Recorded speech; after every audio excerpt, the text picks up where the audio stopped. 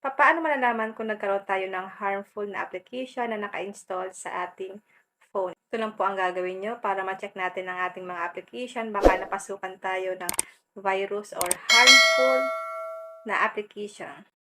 Punta lang tayo sa ating Play Store. I-check nyo po ito lagi sa inyong mga phone. Lalong-lalo na po kung ang inyong phone ay bumabagal na masyado. Baka po may na-install kayo na harmful apps or nagkaroon kayo ng virus sa inyong phone. Click natin ang profile.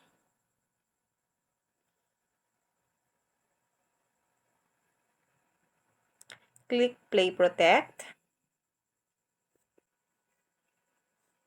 May nakalagay po dito na no harmful apps found. Click natin itong scan.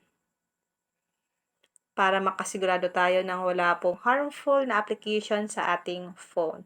Lagi nyo po itong i-check. Kung meron po kayong napansin na harmful apps, i-delete nyo po agad ang application. Wait lang natin siya guys, scanning po siya. No harmful apps found. Ganun lang po kadali kung paano po natin titingnan kung meron po bang harmful apps tayo na na-installed. Kung may natutunan ka sa aking video, huwag mong kalimutan na i-follow ako para ma-update ka sa mga susunod kong video. And now, thank you for watching. God bless you all.